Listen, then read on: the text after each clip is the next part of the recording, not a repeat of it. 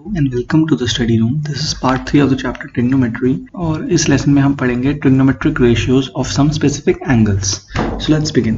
तो ये topic start करने से पहले एक बार आप वीडियो पॉज करो और ये सारी ट्रिग्नोमेट्रिक रेशियोज एक बार रिवाइज कर लो।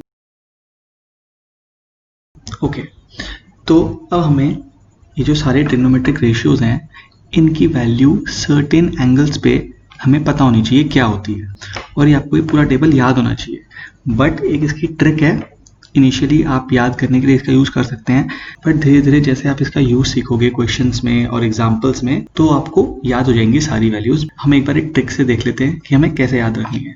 देखो, आपको इतनी सारी ये जो 6 ट्रिग्नोमेट्रिक रेशियोज है सबको याद करने की कोई ज़रूरत नहीं है, सिर्फ साइन को याद कर लेंगे और बाकी सारी हमें ऑटोमेटिकली मिल जाएंगी।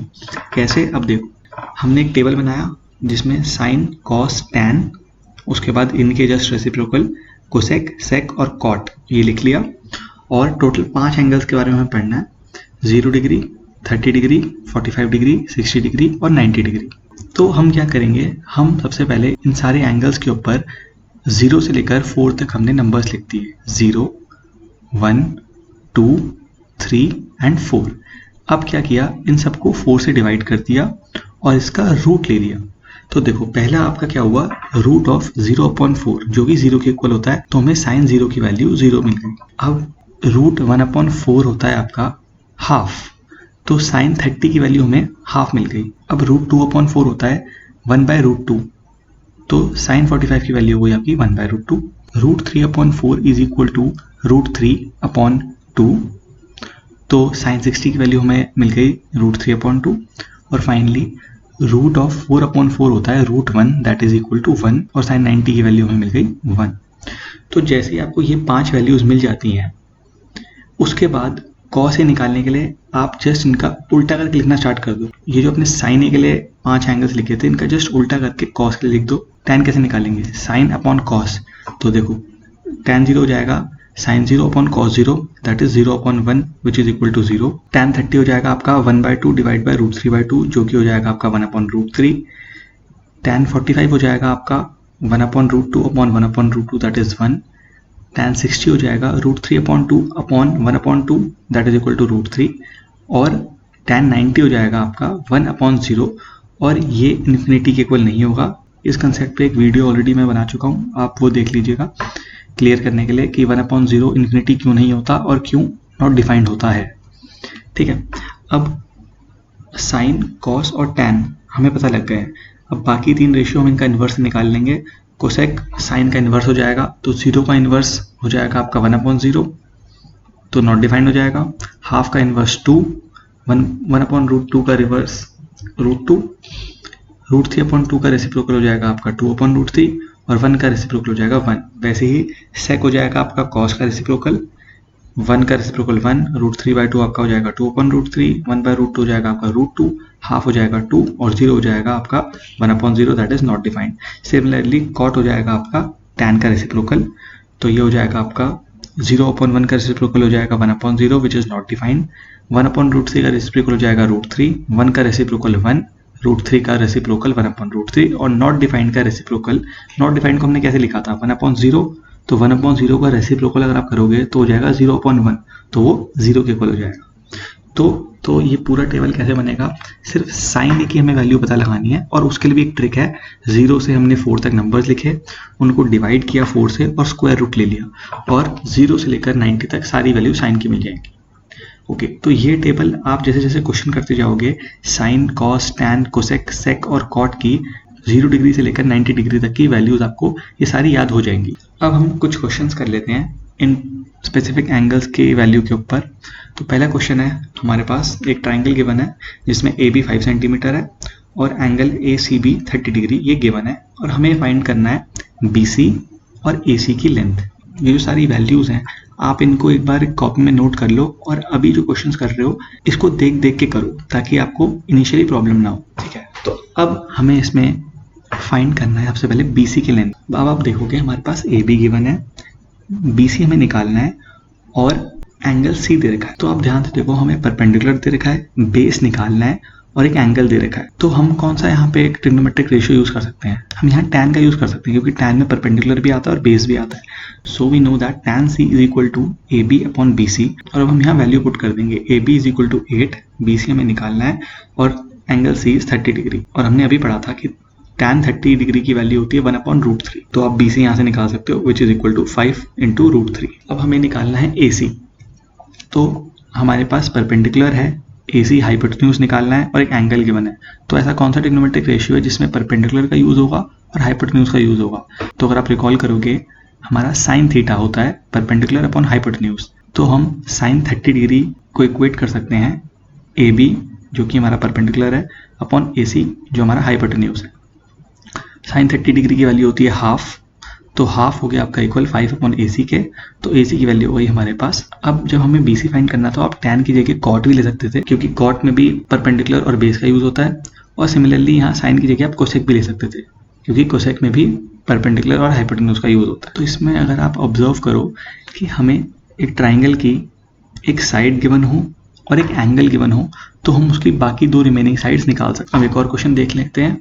इसमें हमें एक ट्राइंगल गिवन है जिसमें PQ गिवन है 3 सेंटीमीटर, PR हाइपोटेन्यूज जो होता है वो गिवन है 6 सेंटीमीटर, और हमें एंगल फाइंड करना है QPR ये वाला एंगल और PRQ ये वाला एंगल। तो पहले हम निकाल लेते हैं एंगल PRQ। तो PRQ के रिस्पेक्ट में हमारा PQ हो गया परपेंडिकुलर और PR हो गया हाइपोटेन्यूज। तो साइन थीटा एक ट्रिग्नोमेट्रिक रेशियो है जो हमें परपेंडिकुलर और हाइपोटेन्यूज के बीच में रिलेशन देता है। So we'll write sine R is equal to PQ upon PR, और हम यहाँ वैल्यूज पुट कर देंगे PQ और PR की। तो साइन R आ जाएगा हमारा हाफ के इक्वल। अब we know that sine 30 degree की वैल्यू हाफ होती है, so we can say that PRQ is equal to 30 degree. और अगर अब हमें एंगल QPR निकालना है तो इसके दो तरीके हैं। या तो हम QPR के रिस्पेक्ट में हमारे पास PQ बेस हो जाएगा और PR हाइपोटेन्यूज हो जाएगा, तो हम कॉस के थ्रू निकाल लें, या फिर हमने एंगल PRQ निकाल ही लिया 30 डिग्री। एंगल Q हमें पता है राइट एंगल है, तो it is equal to 90 degree. तो एंगल QPR कैसे निकल जाएगा? It is equal to 180 degree minus 90 minus 30, तो ये आपका आ जाएगा 60 डिग्री के। अब थर्ड क्वेश्चन है, इसमें हमें इवेल्युएट करना है इस पूरी टर्म को। तो सबसे पहले ये जो cos स्क्वायर 60 लिखा है, इसमें हम एक बेसिक चीज पढ़ लेते हैं कि इसको हम इवेल्युएट कैसे करेंगे ट्रिग्नोमेट्रिक रेशियो का जब स्क्वायर करना है। तो cos स्क्वायर 60 को आप लिख सकते हो cos 60 इंटू cos 60, या फिर आप इसको लिख सकते हो cos 60 का होल स्क्वायर। तो जब भी ऐसा कोई टर्म आएगा जिसमें cos स्क्वायर थीटा लिखा हो, तो उसको आप cos थीटा की वैल्यू फाइंड करोगे और उसका स्क्वायर कर दोगे। तो हम इसको इवेल्युएट करते हैं। ये हो जाएगा 5 इंटू cos 60 होता है आपका हाफ, और हाफ का स्क्वायर करना है, प्लस 4 इंटू सेक 30 होता है हमारा 2/√3। तो सेक स्क्वायर 30 हो जाएगा 2/√3 का होल स्क्वायर, माइनस tan 45 होता है 1, तो ये हो जाएगा -1 स्क्वायर। और डिनोमिनेटर में साइन स्क्वायर 30 हो जाएगा आपका हाफ का स्क्वायर, और cos स्क्वायर 30 हो जाएगा आपका √3/2 का स्क्वायर। तो इसको जो हम इवेल्युएट करेंगे तो हमारा पास फाइनल आंसर आ जाएगा 67/12। फोर्थ क्वेश्चन में हमें गिवन है कि tan a प्लस बी √3 के बराबर है और tan a माइनस बी 1/√3 के बराबर है। तो हमें एंगल a और b फाइंड करने हैं। तो ठीक है, सबसे पहले हम देख लेते हैं tan a plus b is equal to √3, और √3 हमारा इक्वल होता है tan 60 के। तो हम a प्लस बी कह सकते हैं इक्वल है 60 डिग्री के। सिमिलरली हमें गिवन था tan a minus b equal to 1/√3, और 1/√3 होता है आपका tan 30 डिग्री। तो हम कह सकते हैं a माइनस बी इक्वल है 30 डिग्री के। अब हम ऐड करते हैं फर्स्ट और सेकंड इक्वेशन को, तो हमारे पास क्या आ जाएगा 2a is equal to 90 degree, that is a is equal to 45 degree. और ये जब हम पुट करेंगे 1 में या 2 में, किसी में भी पुट कर सकते हैं, हम 1 में पुट करके देखते हैं। तो a की वैल्यू आप 45 डिग्री पुट करोगे तो b हो जाएगा आपका 60 माइनस 45, दैट इज 15 डिग्री। तो हमारे पास a आ गया 45 डिग्री और b आ गया 15 डिग्री। अब फिफ्थ क्वेश्चन है, इसमें हमें बताना है कि कौन सी स्टेटमेंट ट्रू है और कौन सी फॉल्स है, और जस्टिफाई करना अपना आंसर। पहली स्टेटमेंट है sine a plus b is equal to sine a plus sine b. तो इसमें हम एक एग्जांपल से देख लेते हैं। हमने a को पुट किया 45 डिग्री और b को भी 45 डिग्री पुट कर दिया। तो लेफ्ट हैंड साइड में हमारा हो गया sine 45 plus 45, that is sine 90। इसकी वैल्यू होती है 1। और राइट हैंड साइड में हमारे पास आ जाएगा sine 45 degree plus sine 45 degree. Sine 45 degree की वैल्यू होती है 1/√2, और 1/√2 प्लस 1/√2, तो ये इक्वल हो जाएगा 2/√2 के, विच इज इक्वल टू √2। तो LHS में हमारी वैल्यू आई थी साइन 90, दैट इज 1, और RHS में हमारी वैल्यू आई है √2। तो दिस इज फॉल्स। ये वाली स्टेटमेंट 1 फॉल्स हो गई, हमने एग्जाम्पल से दिखा दिया। अब सेकेंड स्टेटमेंट है the value of sine theta increases as theta increases. तो इसको हम फिर से एग्जांपल से देख लेते हैं। आप थीटा 0 पुट करो तो साइन 0 की वैल्यू क्या होती है 0। फिर आप थीटा पुट करो 30 डिग्री तो साइन 30 की वैल्यू होती है 1/2। फिर हम पुट करेंगे साइन 45 डिग्री, साइन 45 डिग्री की वैल्यू होती है 1/√2। सिमिलरली हम साइन 60 की वैल्यू पुट करेंगे और फाइनली हम साइन 90 की वैल्यू पुट करेंगे जो कि इक्वल होती है 1 के। और आप देखोगे 0 से हम हाफ पे आए तो साइन थीटा की वैल्यू बढ़ रही है जैसे हम थीटा बढ़ा रहे हैं। फिर 1/2 और 1/√2 को कंपेयर करोगे तो आप देखोगे कि 1/√2 बड़ा है 1/2 से। कैसे? डिनोमिनेटर में आप देखोगे 1/2 के डिनोमिनेटर में 2 है और 1/√2 के डिनोमिनेटर में √2 है, और क्योंकि √2 छोटा है 2 से तो 1/√2 बड़ा होगा 1/2 से। क्योंकि डिनोमिनेटर जितना छोटा होता है वैल्यू उतनी बड़ी आ जाएगी। तो हम देख रहे हैं जैसे जैसे थीटा की वैल्यू हम इंक्रीज कर रहे हैं, हमने 0 डिग्री से लेकर 90 डिग्री तक वैल्यू पुट करी तो साइन थीटा की वैल्यू बढ़ रही है, तो ये वाली स्टेटमेंट ट्रू हो जाएगी। थर्ड स्टेटमेंट है the value of cos theta increases as theta increases. तो अगेन इसमें भी आप पुट करके देख लोगे 0 डिग्री से लेकर 90 डिग्री तक, और आप देखोगे कि कॉस की वैल्यू डिक्रीज होगी क्योंकि 0 पे कॉस की वैल्यू 1 होती है और 90 पे कॉस की वैल्यू 0 होती है। तो आपको दिखेगा कि डिक्रीज होगा जैसे जैसे हम थीटा बढ़ाएंगे कॉस थीटा की वैल्यू कम होती जाएगी। तो ये वाली स्टेटमेंट गलत हो गई। फिर फोर्थ स्टेटमेंट कहता है sine theta is equal to cos theta for all values of theta. इसके लिए अगेन हम एग्जाम्पल पुट कर लेंगे। हमने थीटा को 0 पुट किया, we know that sine 0 is equal to 0 and cos 0 is equal to 1। तो हमें एक वैल्यू ऐसी मिल गई जिसमें साइन थीटा कॉस थीटा के इक्वल नहीं हो रहा, तो ऑब्वियसली ये स्टेटमेंट गलत हो जाएगी क्योंकि स्टेटमेंट में ये कह रहा था कि थीटा की सारी वैल्यूज के लिए साइन थीटा और कॉस थीटा सेम होंगे। साइन थीटा और कॉस थीटा सिर्फ 45 डिग्री पे सेम रहेंगे। अगर आप ऑब्जर्व करो बाकी 0 से 90 डिग्री में बाकी सारे एंगल्स में साइन थीटा और कॉस थीटा की वैल्यू सेम नहीं आएगी। फाइनली हमारे पास फिफ्थ स्टेटमेंट में कह रहा है cot a is not defined for a equal to 0। तो कॉट ए होता है आपका cos a upon sine a. तो अब आप इसमें 0 डिग्री पुट करो तो cos 0 होता है हमारा 1 और sin 0 होता है हमारा 0।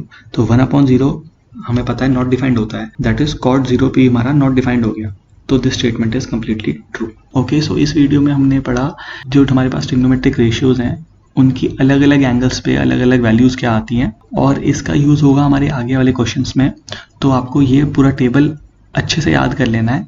आप क्वेश्चन करते रहिए ट्रिग्नोमेट्री के, ऑटोमेटिकली आपको याद हो जाएगा। बट तब तक के लिए आप अपनी शीट पे इसको जो भी ये फॉर्मूलेज हैं ट्रिग्नोमेट्री के एक शीट में लिखिए और उनको रिवाइज करते रहो ताकि आगे आने वाले क्वेश्चंस के लिए आपको ये याद हो जाए और बार बार आपको शीट में देखना पड़े। So thank you so much. If you like the video, please press the like button and subscribe button, and we'll meet in the next video. So till then, goodbye.